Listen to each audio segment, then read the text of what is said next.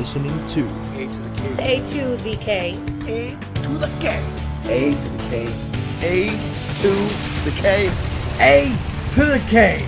WrestleTalk podcast. Check it out. Change your life. You'll be thanking me later. So, Carl, shall we move on to This Week in Wrestling?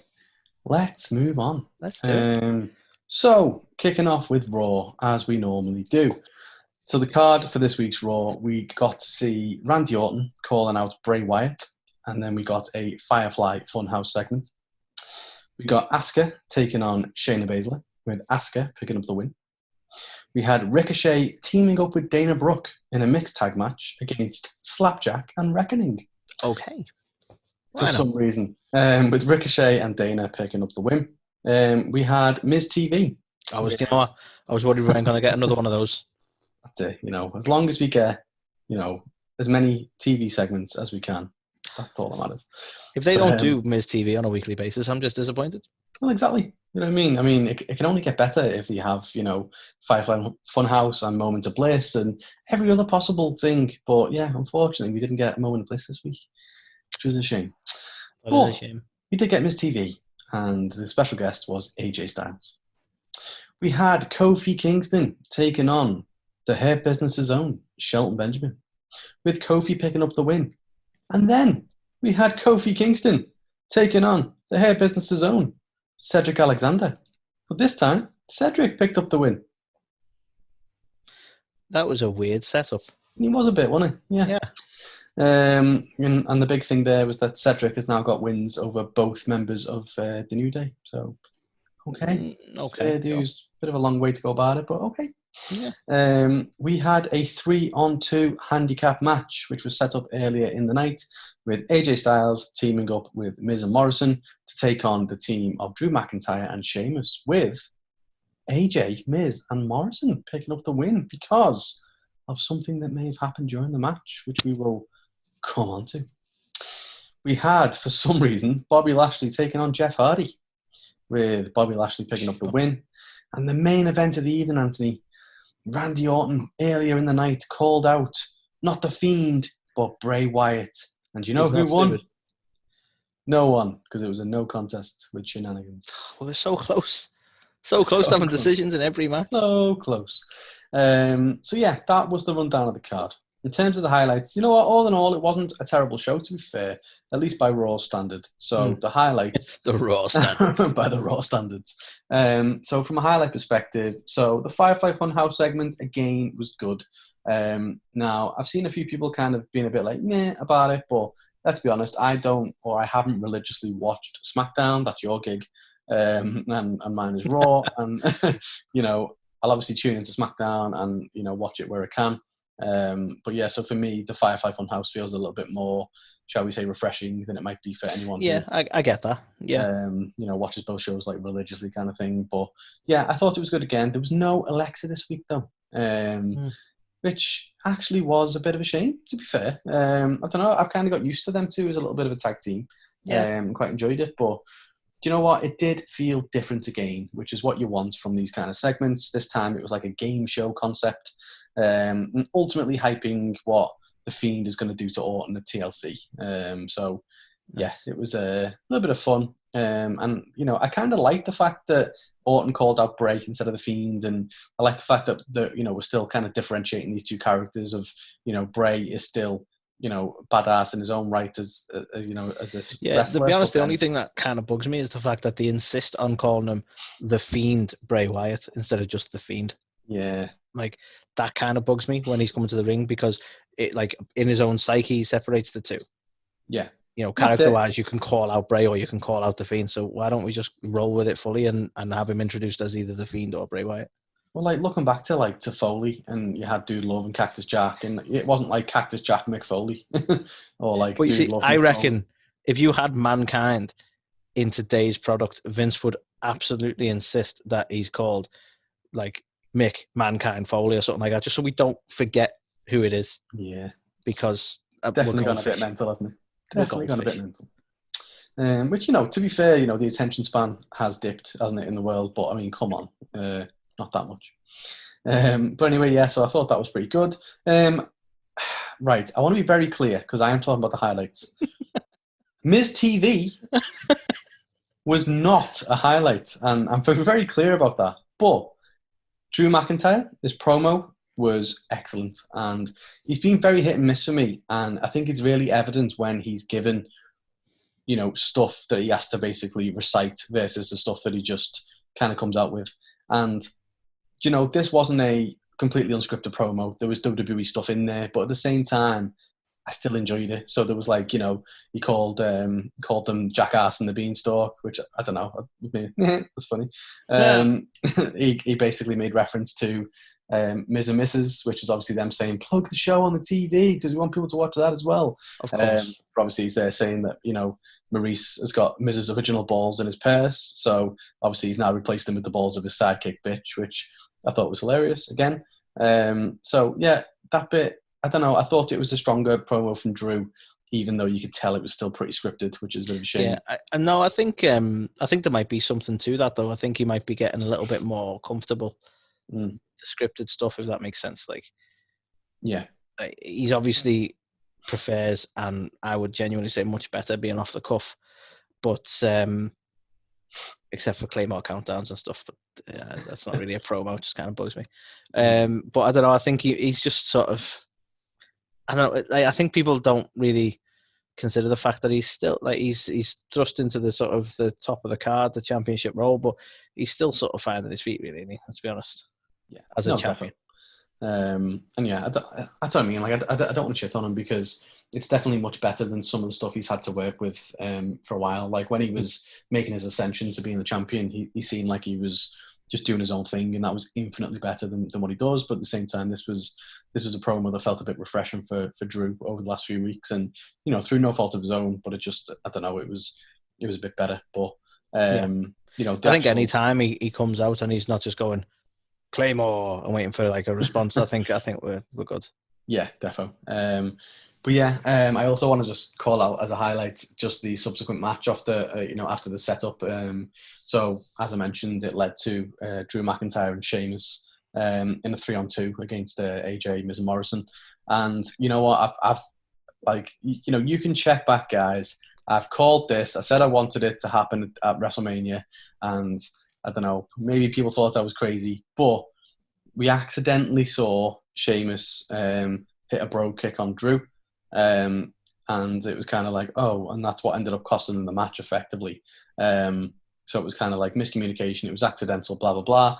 And then I just love the fact that, this kind of set up something after the match where backstage Sheamus was kind of pacing around and like the interviewer came up to him and was like, what's up? And he's like, well, I know Drew's going to come out here and kick my ass. So, and she's like, well, did you mean it? He's like, well, no, obviously I didn't mean it. It was an accident, but this is how we settle things. And then obviously Drew came out and was just like, yeah, okay then. And they just went to town, just fucking start beating each other up, which was, I don't know, it fits their characters, doesn't it? It's just crazy Scotsman and Irishman. It's basically... They like to fight. Exactly. Fucking Finley's going to come out next, Jesus. Was that his thing? My name's Finley and I like to fight, wasn't it? Was that Finley? I think it was something along that line, yeah. My name's Finley and I love to fight. That was it. So we got all that anyway. Yeah, he didn't just like it, he definitely loved to fight. He loved it. But yeah, and then after all that kind of happened, them two beating each other up, they came back from commercial, they were just absolutely going to town on each other, and then fucking Pat Buck shows up and they just end up getting him and throwing him through a table, then looking at each other and laughing and going for a pint. Which is, it's exactly what you expect. It's very British, isn't it? It's very... I came here for a pint and a fight. Exactly. So yeah, it's over the top, it's zany, it's very cartoony, but at the same time, I was sports entertained, if you will. So. No, I'll give you due. You called this, like, their dynamic is really entertaining. So, however it ends up, if what you're suggesting, what you're theorizing is true, yeah, I'm for it. Let's have this feud, this match. Let's fucking have it. Yeah, me too. Let's have it. So then we got Anthony. We got Kofi taking on Shelton. And you know what? It wasn't that good, to be honest. For two guys who, are really impressive in-ring workers, I don't know, it just felt a bit off. But I feel like that might have been due to the way it was booked almost of, it didn't really get that much time. It was over and done with. Kofi won, and then, Cedric comes out and calls him out. And don't get me wrong, Cedric, like the reason that it's a highlight is because I really like what they're doing with Cedric. He was someone who was kind of wasting away, and obviously he's a friend of the show. He's given us a shout out and stuff before. So we are big fans of Cedric, and I kind of felt like the stuff he was doing with Ricochet and that kind of thing just wasn't really getting anywhere. And he seems to be quite a bright spot in the hair business at the minute. MVP, obviously the brightest spot, but I don't think Lashley's doing that much. I don't think Shelton's doing that much. And now you've got Cedric really stepping up. And obviously him calling. I think the hair business have a lot of potential there. I wasn't overly sold on them at first, but I think they really could have capitalized on that bit when it was sort of reckoning in the ring and the hair business come down to deal with it. The first time, that they had so much momentum then as the almost tweener, half good guy type characters who were defending Raw because for their own selfish reasons, but still doing so.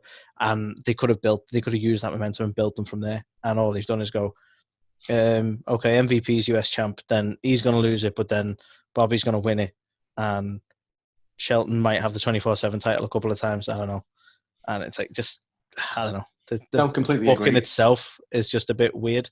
Yeah, but there's something there. They're a good group. Oh, definitely. I feel like they definitely dropped the ball because I remember when they came down to take on Retribution, it was kind of like, oh shit, this is actually pretty cool. And we just haven't seen anything like that since, have we? So, yeah, I don't know. But yeah, in fairness, it's still a highlight because I'm a big fan of them trying to put Cedric over because I'm a big Cedric fan and he's got loads of talent. So, the fact he's now got a win over both of the tag champions is nice story progression, I would say. Just a bit of a shame that it had to be a poor Shelton match to get there. And my final highlight is the Randy Orton Bray Wyatt main event, which I thought was excellent. Awesome end to the show.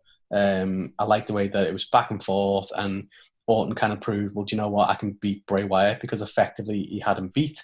And then all of a sudden, shenanigans, the lights go out, and then he's lying on top of Fiend, and then Fiend kind of chokes him out. And I don't know, I'm just a big fan of that kind of dynamic where you can make Bray kind of look a bit weak and like he's going to lose, and then he just has to just summon the Fiend, and then it's like, oh shit, it's like, the game's changed. Despite my snarky remark earlier, this is one time where, go for it, go for storytelling over the actual finish of the match. I don't mind. This is one no contest I'll live with. When it just goes to no contest for stupid fucking reasons, it does me head in. But with this sort of thing, it's because it was for the sake of storytelling. That was a good twist. No one expected it. And it pushes further into Randy versus The Fiend. So, awesome. Do it. Yeah, definitely. Agreed. So, solid main event, I thought. And I'm excited to see what happens with Fiend and Orton because Orton's just coming off a program with McIntyre, which, although he won the belt back, he hasn't come off very impressively. So, are they going to do the same again? And, is Orton going to continue to lose? And then obviously you would expect after this, he's got Edge to contend with as well, but you wouldn't like to see him, go over the Fiend either. So interesting times for Orton, I'd say, from a character perspective. It is. I'm actually really curious where they're going to go with that. Yeah. It's not like they're scared of sacrificing the Fiend. Exactly. Goldberg. Hey, Goldberg. Hey, Goldberg. Which you never know. He might be making a return for WrestleMania this year if he can't get the Rock, which looks like it's not going to happen. So I fucking hope not. We're going to get Spear versus Spear, Anthony. I will legitimately not watch that match. I'll switch off that entire match. That whole 3 minutes, I won't watch. I'd like to think there won't be any restrictions in place and we'll be watching it together. So if you just storm out in a little bit of a hissy fit, then, I'll allow it. It's okay. I'll just go to the kitchen and pour myself a drink. It's fine. But to be fair, by the time you pour yourself a drink and come back, it's probably the length of the match. So you're pretty cool. The match has started. It's over. Yeah. Anyway, enough to talk about Goldberg, but nice little segue into the O'Shites, Anthony. I like that. So talking about the O'Shites for Raw this week.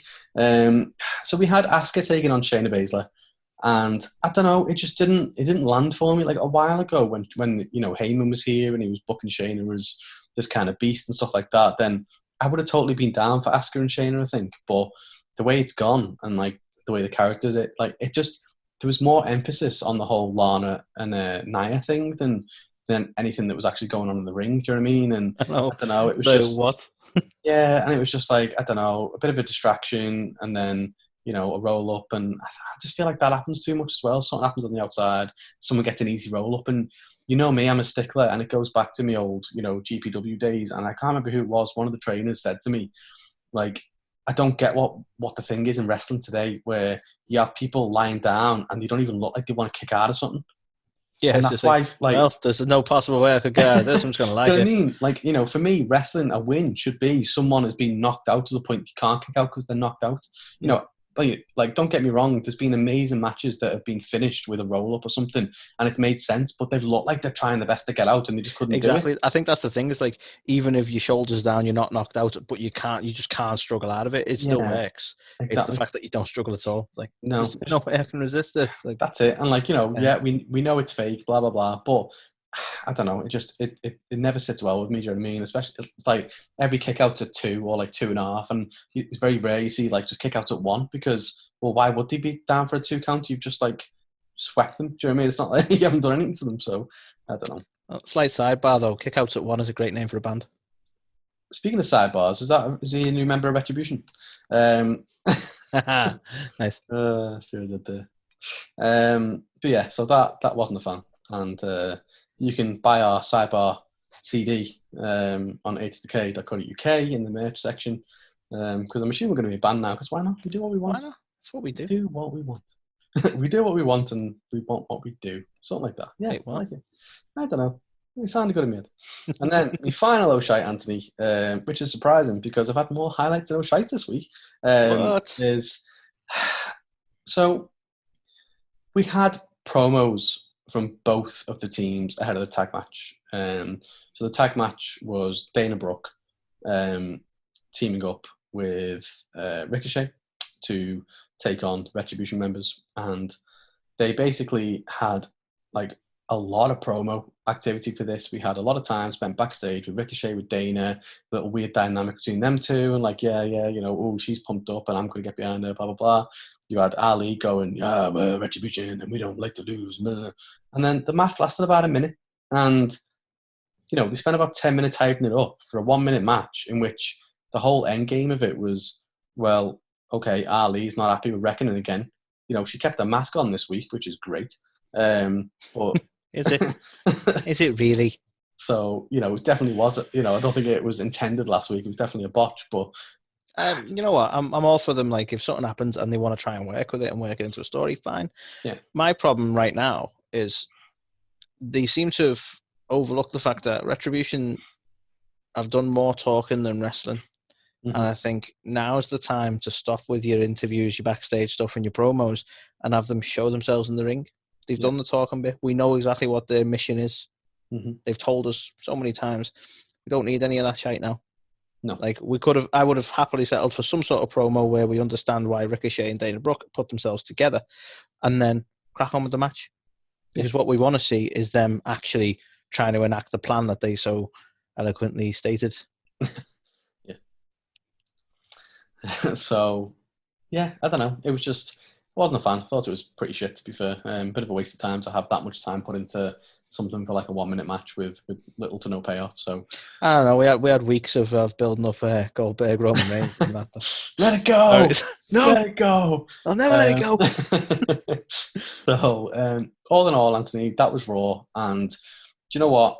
I'm going to give it a 2.5. And I think it was a much improved Raw, especially over the previous week. I don't know. I feel like after the first segment, it was a very, very weak show up until like the final hour or so, in which, that felt like a really great kind of send off to the actual show. You had the whole Drew and Sheamus thing, and you had the whole, main event, which was fantastic. Lashley and Hardy was in there as well, but that was pretty shit. So yeah, I don't know. I thought it kind of started off okay, went pretty shit, and then kind of built back up for the end. So 2.5 for me, I thought. I've got to agree, to be honest. I was debating on maybe a 2, but I'll give it a 2.5. It was a very watchable Raw this week. And sometimes they're either infuriating or just boring and too long. But this was watchable. It was entertaining for the most. Still like a couple of niggles here and there. But 2.5. Watchable. I like it. That's where 2.5 is. We set the bar pretty fucking low, but it makes sense. It was watchable, which isn't saying watchable. Speaking of watchable, should we talk NXT? Let's do it. Okay, so we open with a nice little, I'll say promo from Finn Balor. We'll talk about that a little bit more because I do have some issue with that. But essentially, Balor's back. Then we have a match between Isaiah Scott and Jake Atlas. Isaiah Scott's back with Jake Atlas taking the win. Sorry, Isaiah, didn't last long. We had the Grizzled Young Vets versus Imperium versus Everrise in a, three-way tag match or whatever you want to call it. Grizzled Young Vets are back. Sorry. The Grizzled Young Vets are back. And they took the win, actually, so that's good. Bit of momentum there. We had Tommaso Ciampa going up against Cameron Grimes. Sure. With Tommaso taking the win, rightly so. We saw a celebration, if you will, from the Gargano family, let's say, over the victories at War Games and such, with shenanigans all round. We then had Pete Dunne going up against Killian Dane, with Pete Dunne taking the win, and rightly so. We had the main event of the night, Carl, with Raquel Gonzalez taking on Ember Moon, with Raquel Gonzalez taking the win. Oh, yeah. So, that's the card. What are the highlights, I hear you ask, Carl? Well, I'll tell you now. Calm down. So, the highlights, Carl. So, I'll have to kind of explain the promo at the beginning because everyone wants a piece of Balor, right? Damian Priest wants a piece of Balor. Kyle O'Reilly wants a piece of Balor. Pete Dunne wants a piece of Balor. So, he comes out to say, I'm awesome. And they come out to say, well, we want to match with you. And then Scarlett comes out and she's like, hey, guys. And she just wants to point out that Karrion Kross is also wanting a piece of Balor. So, nice. Okay. Do you know what, Anthony? Go on. Everyone wants a piece of Scarlett as well. So I want to throw that out there. That's true. Now, Sorry. Damian Priest made a comment, sort of scorning, if you will, Karrion for not coming out himself. Sending Scarlett out there. What a wuss. So the reason I have to precursor all that is because my first highlight, Carl, is actually the fact that Karrion Kross came out and laid into Damian Priest. Now, that sounds really petty. But during the Gargano celebration, Priest sort of, again, come out to run his mouth with Gargano. He's just, firing everywhere just to see what matches he can get, I suppose. And Karrion came out and attacked Priest to make a point about his earlier comments. Now, I'm not just having this as a highlight because it was Priest he attacked, and I'm not that big a fan of Priest. I actually thought it was really well placed. They sort of insinuated that Kross wasn't ready to come back, but he's nearly ready. I mean, the months of TikTok we had before he debuted, we were expecting maybe a little bit longer. I don't know. You might have seen it coming, Carl. I don't know. But for me, it wasn't even like if you saw it coming that night. It was the positioning of it as well. Like, I didn't expect him to go, yeah, I'm going to go for Priest and make a point. Do you know what I mean? No. Well, to be honest, just as I was ready to roll my eyes and Priest was going to set himself up for another match with Gargano, bam, we get Karrion. And I was happy with that. That works for me. Yeah, I thought when we saw Scarlett, it was like, okay, Karrion's not healed yet. She's coming out to say he's going to be coming back soon, and it was kind of like a bit of a slow build. And then the fact he turned up, I was like, oh, shit. Yeah, so it definitely caught me by surprise. I'm glad to know that because I was caught by it, and I'm like, I don't know if that was just me or... No. You could argue it was signposted by the fact she came out and was like, yeah, he's coming for you soon. But I don't know, I enjoyed it, and I'm not a massive fan of Priest, but at the same time, this is set up something good, and I would happily watch this match between the two of them. Oh, yeah. As long as, Priest gets his ass kicked. Yeah. So that was my first highlight. My second and last highlight, sadly, was Pete Dunne versus Killian Dane. What an ace match this was. Surprisingly ace match. They both put on a really good match together. It's nice to see Dane in the sort of, not so much the face position, but, like the bad guy was definitely Pete Dunne. Yeah. And it kind of made sense. Like, not in a way that like really situated. They haven't built it up for months. These two are going to fight, but the fact that Dane just wants a piece of the NXT or the Kings of NXT, so as they call themselves, for everything that happened in the car park a few weeks back, again makes sense. I like it. It had enough inclusion without too many shenanigans on the outside with Drake Maverick trying to keep Oney Lorcan and Danny Burch at bay. Everything just kind of worked really nicely, and it didn't detract from the match, even the shenanigans. So the whole thing I thought was a really enjoyable match, and I didn't expect to enjoy it, which is probably why it made a highlight. You know what? I think the thing that kind of stood out for me is that these guys have got really good chemistry. And I think, thinking about it, they must have fought each other a lot, unlike the UK European scene. Do you know what I mean? Because they're both. Yeah, I think in all fairness, like Killian was really all over the indies in the British wrestling scene. So the bound to have cross swords. That doesn't sound right. The bound to have crossed paths before. What happens in the NXT bathrooms, Anthony, we do not talk about on this show. But yeah, I don't know. I felt like they had a lot of good chemistry. It does sound worse now. Damn, I need to find a different word. Just reminded me of Stuart Francis. Me and my chemistry teacher didn't really get along. We just didn't have any rapport. Yeah. No, I thought it was good. Yeah, I was very impressed by the pair of them, to be fair. So yeah. Yeah. Good Shocking. match. I mean, I don't mean to be shocked by it. They're both very talented guys, but I don't know. I suppose it just again caught me off guard because I was like, it's going to be a match. It's probably going to be all right, and it was probably one of my favorite matches of the night, if I'm honest. Yeah, definitely. So let's move on to the O'Shites, Carl. This might just be me, right? The whole thing with Balor fell flat, right? Because barring Carrion coming out, and I've got issues with that as well, but barring Carrion or Scarlett coming out, you know, the options they were putting to us, because that's what this is about, right? The options they were putting to us was Finn Balor versus Kyle O'Reilly, Finn Balor versus Damian Priest, or Finn Balor versus the least rubbish option of Pete Dunne. And I'm like, okay, I might watch that one, but I'm meant to be like super hyped, and it's like yeah, Finn's back, and it's like, look at the options you're putting to me, guy. And I mean no offense, but come on. And we know we want Carrion versus Balor. Everybody wants Carrion versus Balor, so I just feel like we're gonna have to wade through this crap first, which is kind of annoying. However, the issue I've got with Carrion, Carl, and this is me second and last shite, in all fairness, and I'm hoping you might call me on this, and this might be something I've totally misinterpreted, but it kind of bugs me, right, that Finn Balor has had months off with the title, right? And then it feels even more emphasized by the fact he was allowed to do that by Carrion coming back like a week or so after Balor, even though they've been out for roughly the same time. So it's like, well, why did we ever take the title off Carrion? I really don't.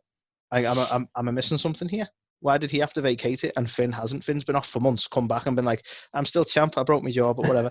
And Carrion had to vacate the whole. He made a big thing of vacating the whole thing, and now everyone's like, "Oh, he should challenge Finn." So of course he fucking should. He should never have lost the belt. Yeah, it's a fucking excellent point, to be fair, because it doesn't make any sense, does it? It just like. I mean, I was hoping you might have said to me, "No, you've got it wrong. There's like definitely like months worth of difference." But I could swear there's only been like a couple of weeks worth of difference between their injury times. Yeah, definitely. I feel like you know. So they had obviously Carrion lose it, and then they had the tournament, didn't they? And stuff happened, and then Finn ended up getting it not long. It's got to be what, like a month? Could be like a month difference. Let's say a month, but even so, I don't think it's unreasonable to have kept the title on Carrion, or at least kept it on Balor. I don't know. Like, it shouldn't be. Even. I don't know. Like, even if he weren't having matches, have Balor around so it doesn't look like he's out on injury. I don't know. Yeah. Do you know what I think for me? Weird. Like, Balor is one of the biggest casualties in the whole WWE. I think it's crazy looking at him now and thinking this was the guy who was the first Universal Champion, who was going to be pushed to the fucking moon. Came out of NXT with a rocket off his ass. And wait, like, what is he doing? Like, you know what I mean? He's nothing. He went away. He went to, was he at NXT UK for a bit? Can't really remember. I think he did do a bit of representation, and although that even fell flat because didn't he want a piece of Walter and then never got to because of everything with the COVID stuff? I think so, yeah. So like, so he went back there, like, I did a couple of things and now I've had to stay here. And then he's gone to NXT, and I don't know, like his whole character. I don't even get his character anymore. Like, is he a good guy? Is he a bad guy? What's this Prince with an X on? I just don't know. He's extreme. It's just like it's because he's a child of the 90s, though. Yeah, I just honestly.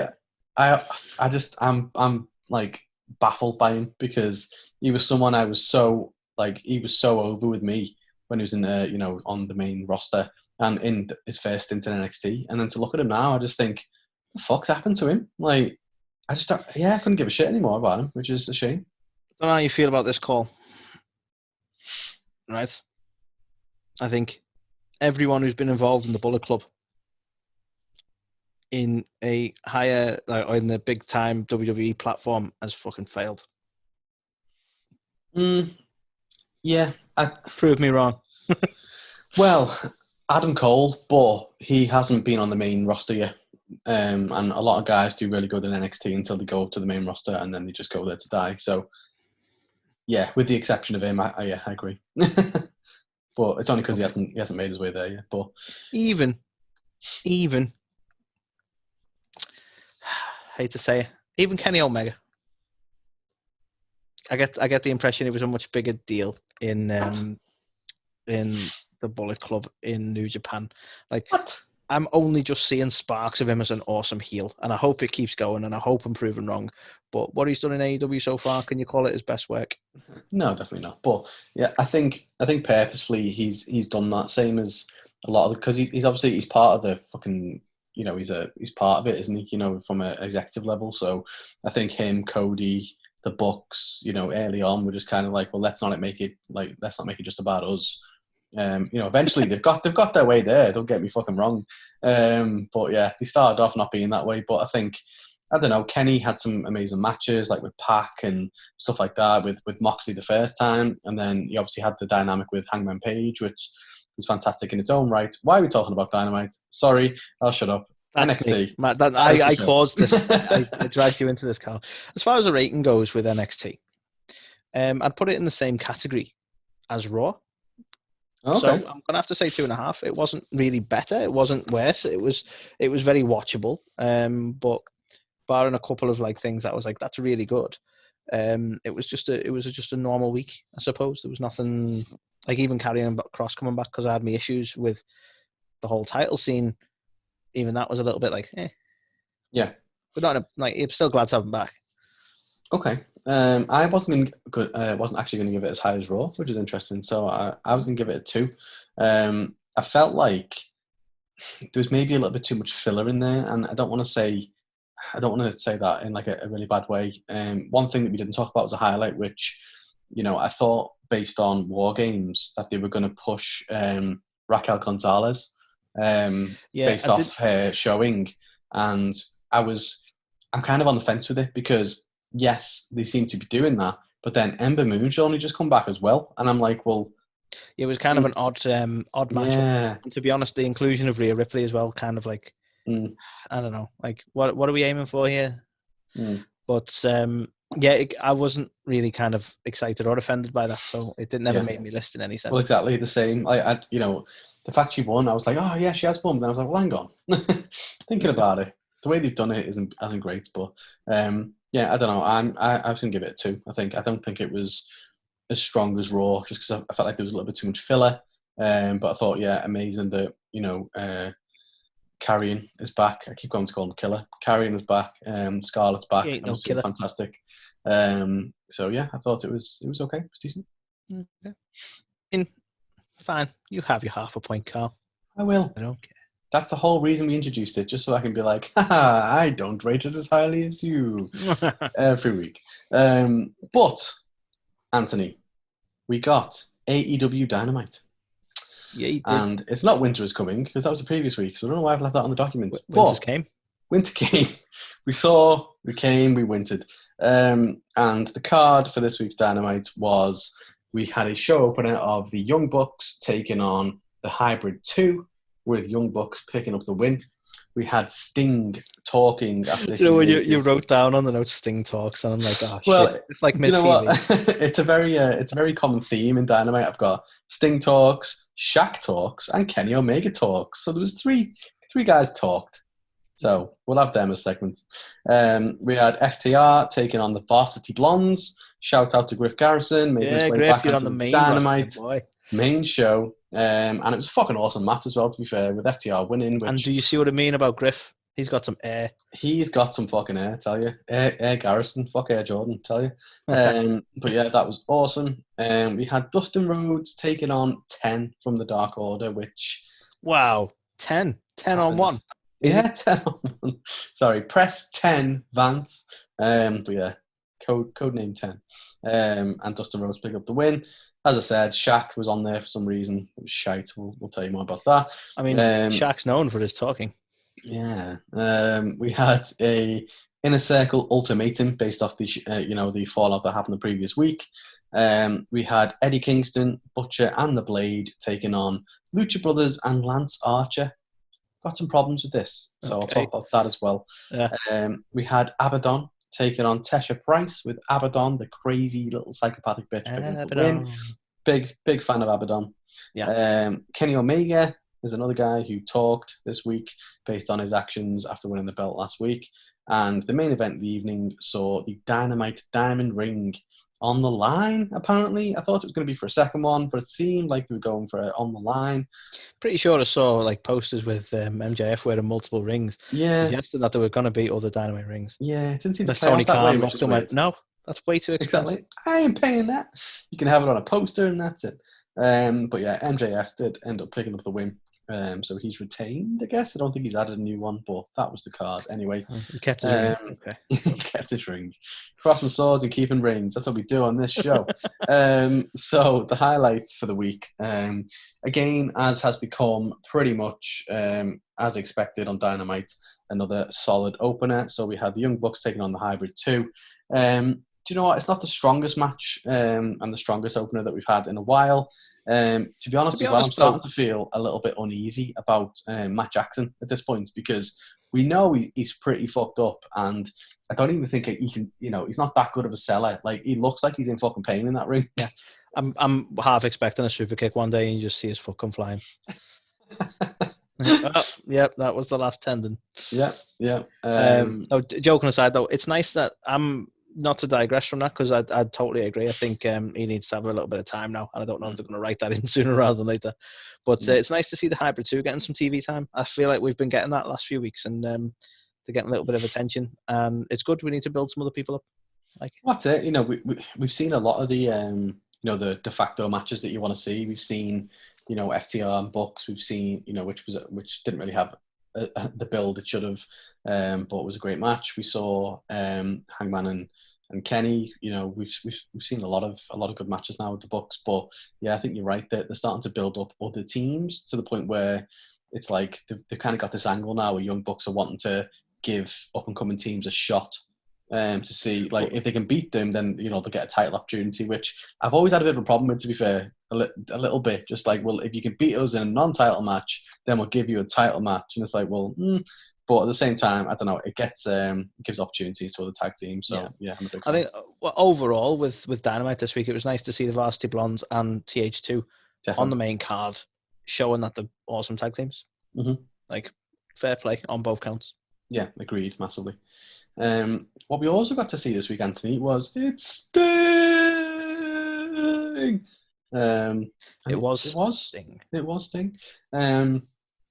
You know what? I was a big fan of it, to be fair. I feel like it's a lot better than his stint in WWE already. He kind of, it's his second appearance, but he showed up last week, looked a few people up and down, and left. And they're keeping this, mysterious mystique kind of thing going on. It started off, and I was a bit like, where are they going with this? So he basically came out, and like Arn Anderson was like, oh, I'm just going to get out the ring and give the mic to you because I don't want to be. It's like, okay, what the fuck are you doing? He fucked off. And then Tony Schiavone was like, yeah, me too, I'm going to go. And he's like, come on, Tony, how long do we go? And it's like, whoa, I wasn't expecting that. Like, I thought it was going to be like, I'm Sting, like really like dark, depressing Darby Allin. But no, yeah, he was, I don't know, he was there, he was having fun, he was having a laugh. And you know what? I really liked the whole dynamic between him and Cody. Like, I don't know, Cody was there being like arrogant Cody, almost like, okay, all right, you showed up last week, come on, tell me, what is it? Do you want me? And he's like, nah, I'm not here for you, Cody. It's like, oh. No, like, it's a bit of a subvert, isn't it? Because everyone's like, oh, he's going to book himself against the legends. Yeah, and, absolutely. A typical overproduced Cody Sting match. And it just is totally like, no, not even here for that. Well, that's it. And like, I don't know, there was this whole kind of thing where he was like, don't worry, kid, I'll see you later, kid. I don't know, he just kind of, he was, you can see already there's going to be some sort of like dynamic there with him and Cody. But the thing that kind of stood out was he said, do you know what? Something about this being back on TNT feels familiar. And it kind of like looked up to, in the rafters, Darby Allin. So I don't know what they're going to do. He wears face paint. Sting wears face paint. Yeah. It's like they're practically brothers. Pretty much. So I don't know. Is he going to be his stepdad? He's obviously got daddy issues. Who knows? But yeah, I don't know. I thought, I was a big fan of it. It still felt mysterious. It left a lot to the imagination, and we don't really know where it's going to go. It sets up a few little interesting things with Sting and with Cody and with Darby. So yeah, interesting to say the least. And then you've already mentioned it now, but the second tag match, shitting all over me notes, Anthony. But no, the second tag match we had, this was so different to the first. Like Bucks and Hybrid 2 was, a bit of a, spot fest, flips instead of fists, as FTR would say. But you know what? The second match with FTR and the Varsity Blondes, that was old school. Do you know what I mean? It was like I can think back to like 92, 93, watching these kind of matches with like Demolition and the fucking Beverly Brothers and stuff like that. Like it was, I don't know, it just felt it had such an old school feel. I think it wasn't, it was still. Everyone got a chance to shine. Everyone got to do some big spots and stuff, but it just wasn't just like flippy, which in itself isn't a bad style. But I don't know. I like that they kind of have FTR there, who are very much kind of traditional old school wrestlers, and for the Varsity Blondes, I thought it was a great showing for them, and I thought that the chemistry between the two teams was amazing. And I just want to say to our boy Griff, you're gonna be a star, kid. Honestly, right? Yeah, he's fucking awesome, man. I don't know how you feel about this comment, Carl, right? He came sort of into this, came to attention on being the Elite, especially for the comparison to Jungle Boy. And I mean, absolutely no disrespect to Jungle Boy when I say this, but that lad's going to outshine him. Okay. I'm calling it now. Griff's going to... he might change his style up so they're not compared more often. I don't know. But I think...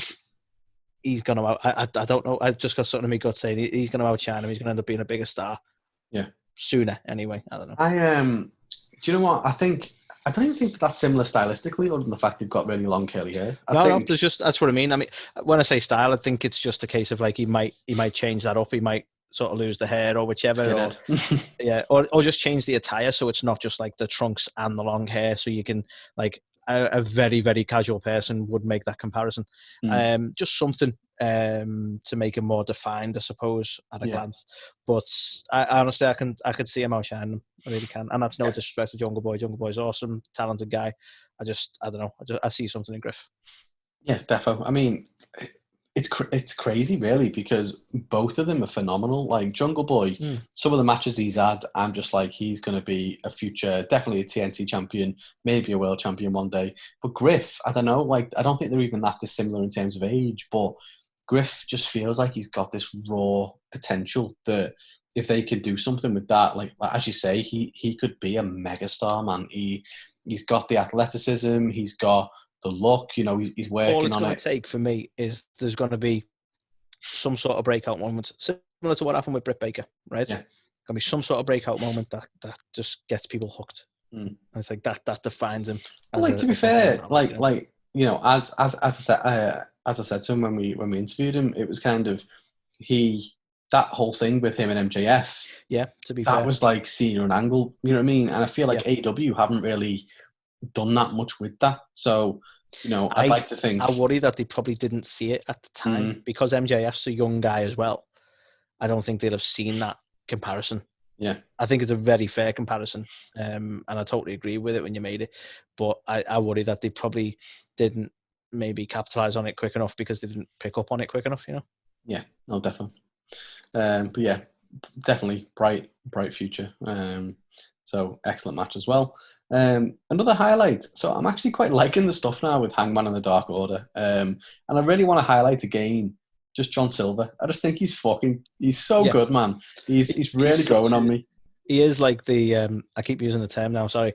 He is the breakout character in the Dark Order. Not one I expected to like so much, but he's so funny, to be fair. Well, he's hilarious. He's definitely got the charisma aspect, but he's strong as fuck as well, and he can really go in the ring. He's had a couple of matches over the last few weeks where I'm just like, holy shit, like this guy is awesome. So it's crazy to see the amount of like just raw talent that AEW have got at their disposal. Do you know what I mean? But I think this is a really good sidestep for Hangman as well, because I was worried, like, where's he going to go after? Because obviously his arc has been he wants to be the world champ. He lost it to Jericho. He was going on a downward spiral. He found he found Kenny.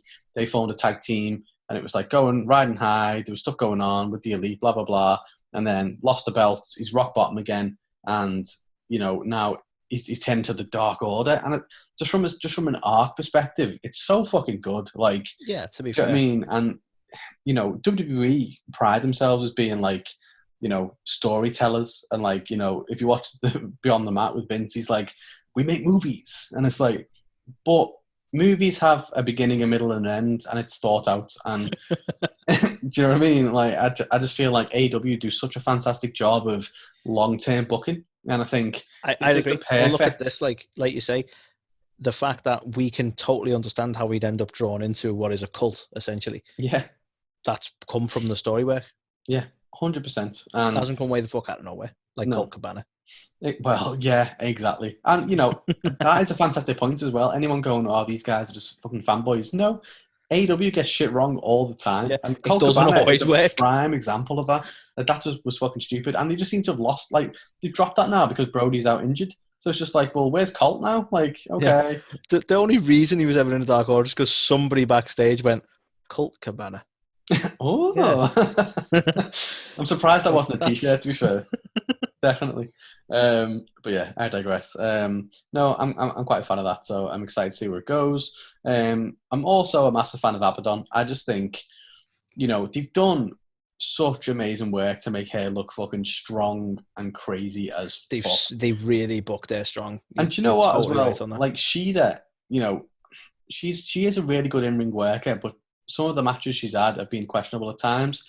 And there's been the whole kind of like, well, from a promo standpoint, is she at that level as well? And she's got a lot of flack. She's done amazing character work in this whole feud already. Like, she is fucking terrified of Abaddon, because why wouldn't you be? And like, I don't know. I just think it's building up really nicely. And these are two, stars who don't have that external appeal or anything like that. They're just two stars that we're starting to see on our screens. And we're starting to think, well, do you know what? Abaddon could be a viable threat to Sheeta's title, which is not something we've had since Thunder Rosa, to be fair to all the women who faced the since. So, well, that's the thing. I think, and again, they've always been lacking in the women's roster departments, and they very recently acknowledged that needs some work. And I think this is a clear sign that they're starting to put that work in. Yeah, no, definitely. Let's face it, I know Thunder is NWA, but, she's helping build Britt Baker further. We've got Serena Deeb, who is AEW, but she's holding the NWA Women's title. You've got Abaddon coming in and having an awesome program with Hikaru Shida. They're putting the work in. I mean, some people still question, like, oh, you didn't give them enough airtime, or you put them on at the wrong time, and so on like that. It's like, they're still working on it, man. I'm still hoping that, because they are pretty good at course correcting as well. They're pretty good at going, this isn't working, let's do this. And I'm hoping that they're looking at the women's roster and going, all right, how can we make this work? Yeah. And no, fingers crossed. I think it's getting better. Yeah, me too. And yeah, I just want to call out amazing work from Abaddon and amazing work from Sheeda as well. Like, literally, Sheeda sheeds herself. Literally. So excellent. Another highlight is heel Kenny. I've shat on him quite a bit the last few weeks. I know he's one of the best wrestlers in the world. I say that all the time. I've not really known where he's like going from a gimmick or a character standpoint. And I feel like they finally found it now. Don't get me wrong, they've still got this over-the-top kind of cleaner thing, which I know you're not a big fan of, but I feel like it works a lot better with him as a clear heel. Yeah. I don't know. I feel like he's really cemented himself now as this snarky, pompous, in love with himself. He knows he's the best and all that kind of stuff. And yeah, I don't know. I'm really starting to buy into him. And I also want to say, how fucking good has Don Callis been? Because, the work he's done as well. Like, I'm blown away, to be fair. I think it's an amazing pair. And I don't want to compare him to Paul Heyman because he's not on that level. But for AEW, he's like the closest thing to a Paul Heyman, where you've got someone who can fucking talk and can make someone look like a fucking superstar just by talking for them. And you've got Kenny, who's no slouch on the mic himself, but he's just been having a bit of a kind of, what is his character kind of dilemma at the minute. But I just love the whole kind of line from Callis where he's like, well, do you know what, Tony? You felt betrayed or screwed. Well, you know what? Welcome to the wrestling business, kid. And I was just like, I pop hard for that.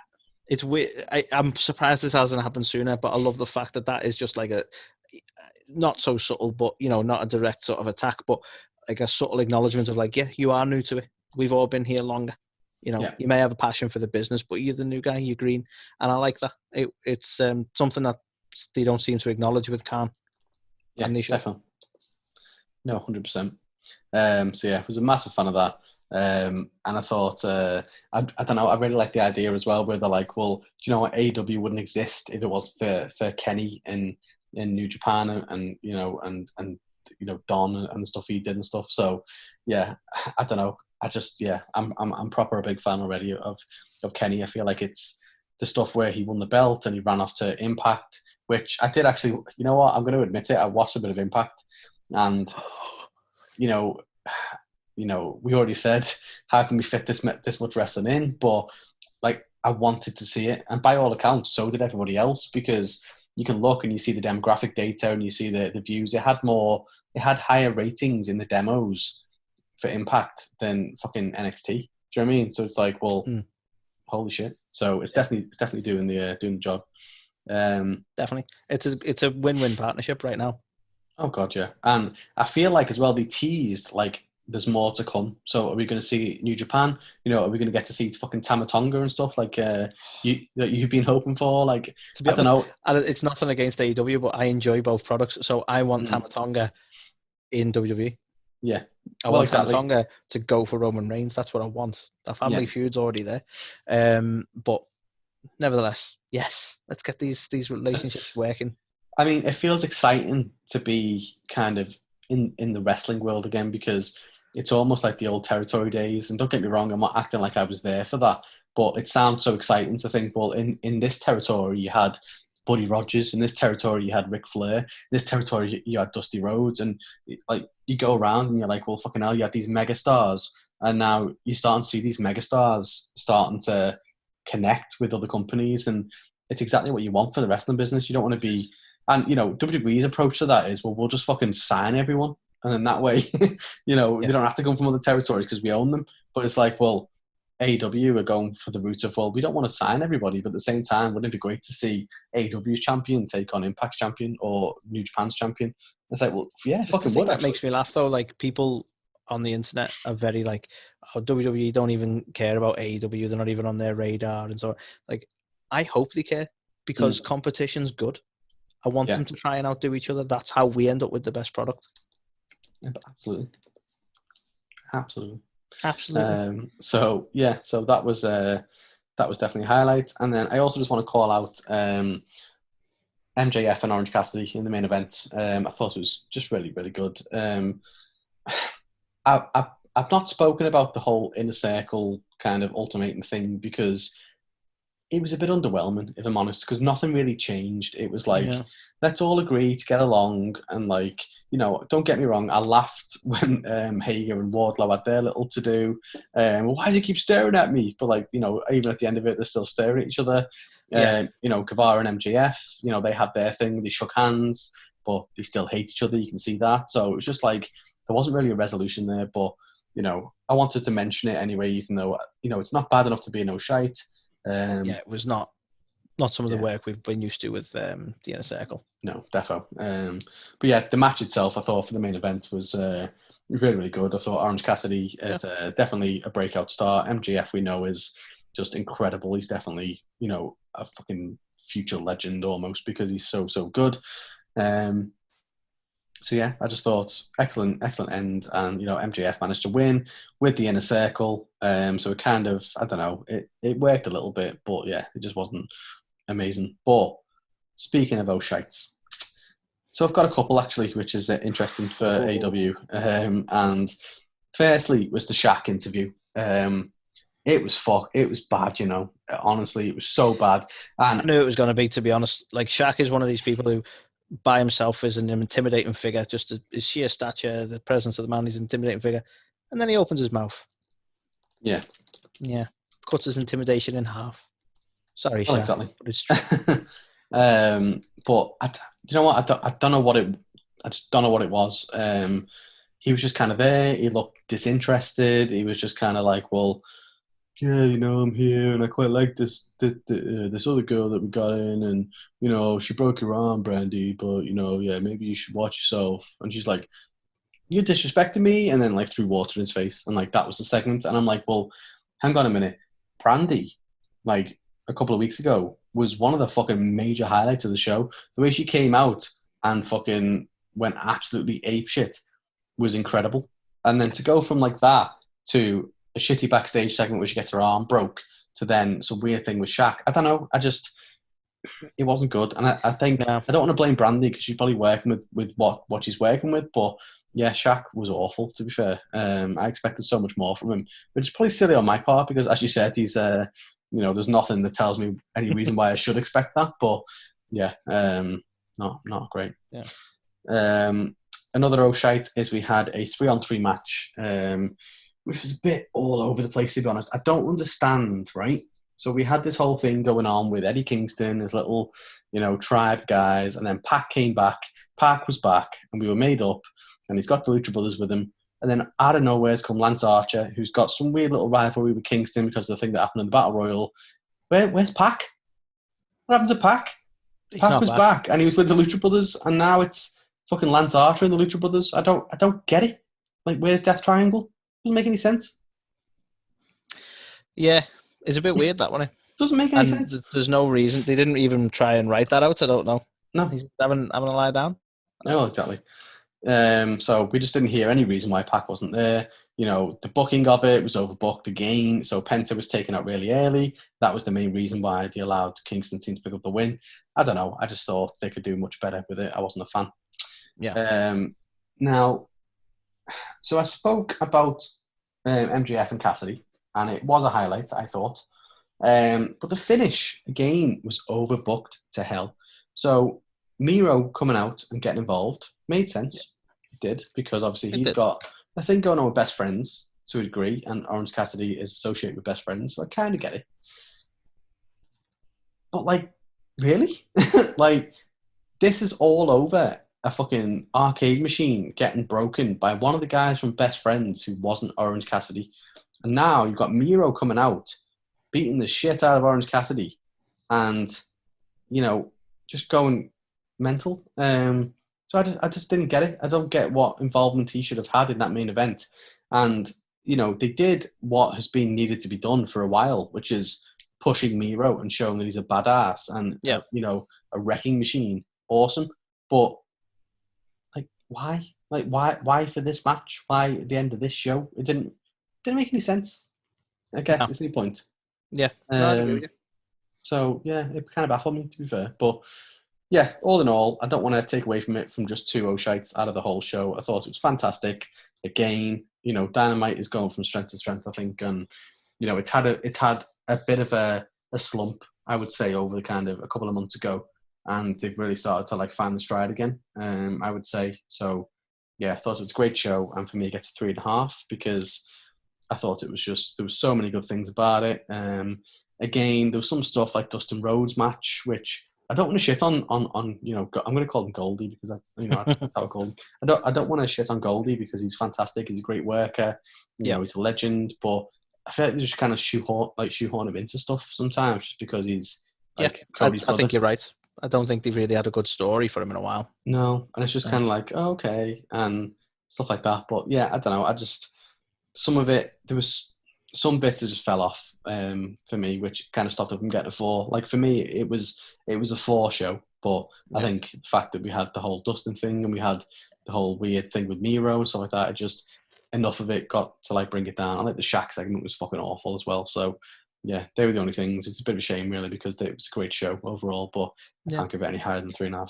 No, I'm with you. I can't go as high as that, to be honest. It'd be a 3 for me. It was still a really good week, but I don't know. It just, yeah. You know me. I'm a bit tighter with me scoring when it comes to that. Anyway, like I struggled to give them a 4 when it was when you were giving them a 4 for the cage match and the like. So I don't know. This wasn't a 3.5 for me, but it's a solid 3.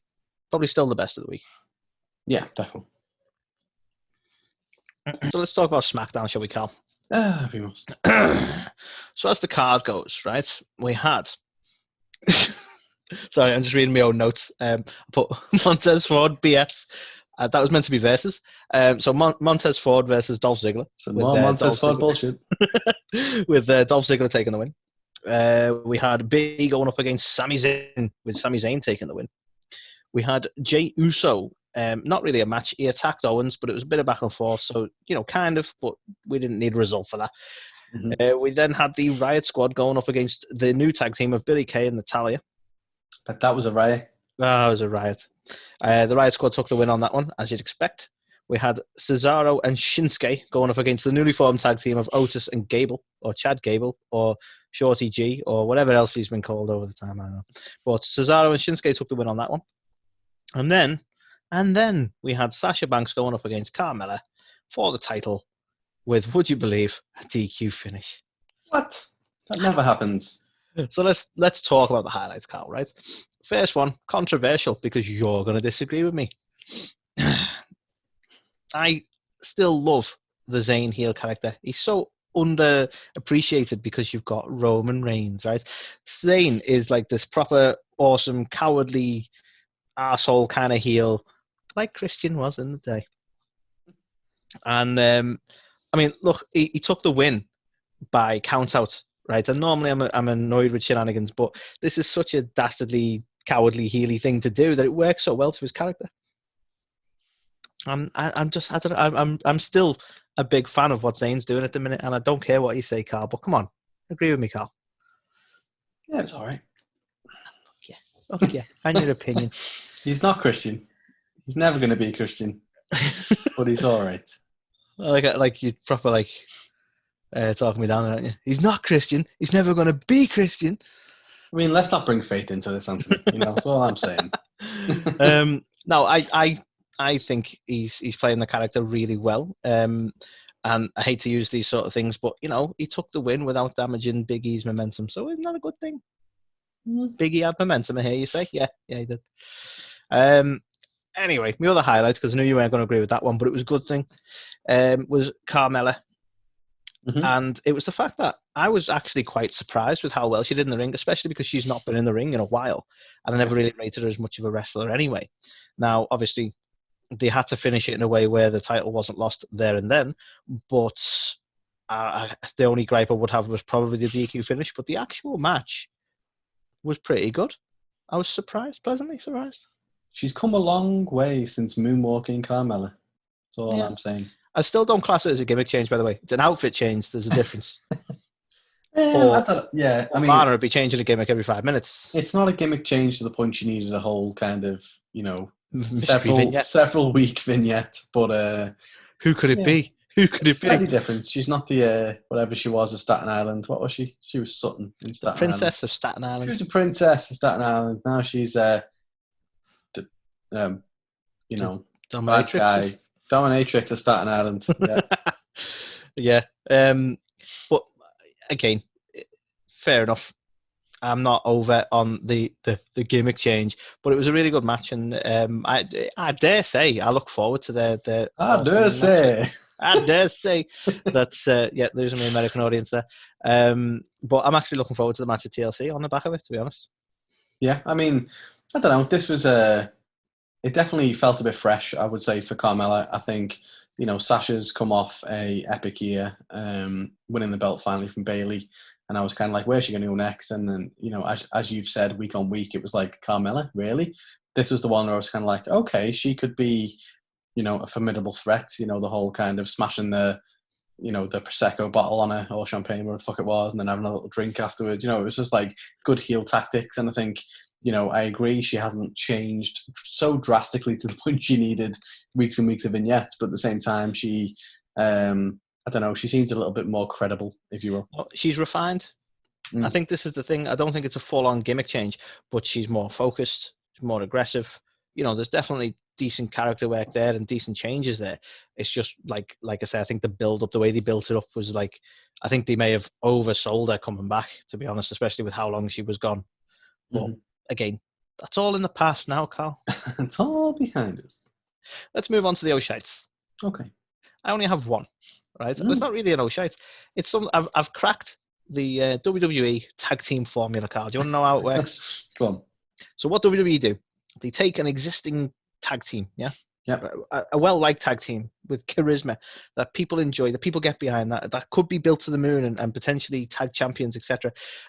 Such as Heavy Machinery or the Iconics. And then what they do, they split them up, yeah, because that makes sense. And then they take a random member from those teams, and then they smash them together into another tag team that is less established, less fun, less charismatic, and you don't root for. Yeah. And then to really cement this new tag team as a credible tag team, they have them lose in the first match they have. That does seem to be the formula.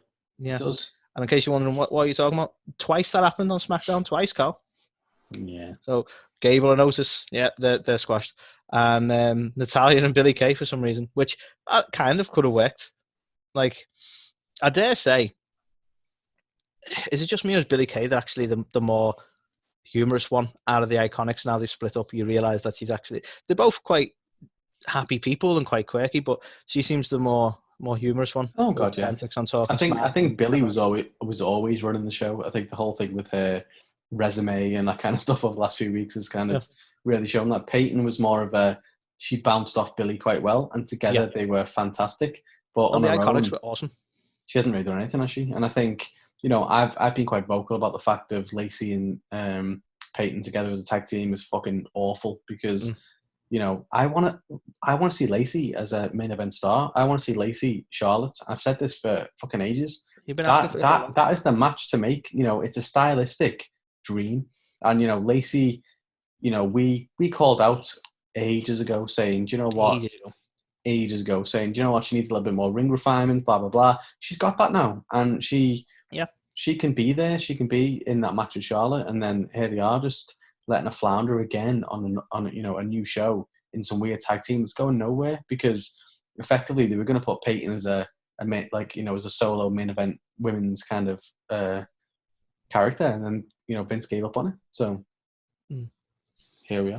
Really strange, but and let's touch on it. The pairing of Otis and Chad Gable was a weird one, and it's like Gable's apparently training them now. Yeah. Like, oh, right, so you're doing what Drew Gulak did a little while back. Okay. I think he's someone who was falling out of favour. I never thought I'd be comparing Otis and Peyton Royce, but here we are. The pair of them here we are. Pretty much the same because they were people that... Oh, that makes sense, yeah. Big busted blondes that Vince doesn't like anymore. Yeah, that's pretty... Actually, you put it like that. But yeah, that was too me. I might edit that one. Please keep it in. But yeah, I don't know. I think it's one of them. It's a typical Vince was big on them, is no longer big on them, and now they just float around for a bit until future release. Unfortunately, I think it's a bit of a shame. I think it's insane if you don't put the Iconics back together because that works and it works really well. For Otis, he can be something on his own. So I don't know why they're going with this Gable route, but he was never going to be a WWE title contender, which is the first mistake, wasn't it? The first mistake, giving him the Money in the Bank lunchbox. The bank lunchbox. Well, sorry, that's what he used it for. But I still think they should have kept Heavy Machinery together, at least at a tag team run, win the titles. They were not a bad tag team together. Worst thing that's happened to them because Tucky's just gone. Just gone. I think he's sweeping backstage or something now. I think I called that when he came out in his little weird ring gear and ended up losing the match, and then he won the 24/7 title at one point, and then it was like, yeah, he's gone. See, I'm really disappointed, because he was starting to amuse me. Yeah. Like when he was having back and forth with John Morrison, and he was like, "The internet, John." It's like just his attitude and everything just got me. I was like, "This could work. I like this." The problem is in life, we say you can never have too much of a good thing. In WWE, you can always have too much of a good thing, and if you get over and they don't want you to get over, then they'll just kill you, and that is what happens. They'll kill you. Tuck is dead, guys. Reporting now. Tuck is dead. So apologies, quite a quick one for SmackDown, Carl. And if I didn't mention something and you're like, why didn't you mention that? Because it was boring and I didn't want to. All right. Okay, that works for me. So all in all, do you know what, right? This is probably going to be slightly controversial. I'm interested what your thoughts are on your rating, because I would actually rate this a 2. I actually think this was the weakest one of the week. And surprisingly, it seems to have got really good ratings from what I've seen on the old interwebs. I don't see why Anthony, it wasn't great. There comes a time when you and I just have to agree to disagree, you know? But this isn't one of them times, because I would also give it a 2. Look at me. Yeah, I wasn't a fan, to be fair. I thought, you know, it wasn't as good as Raw. It probably wasn't even good as NXT, so... I don't be wrong, this isn't like the most offensive one of it. This doesn't annoy me. This wasn't a bad week. It just wasn't as good as the others.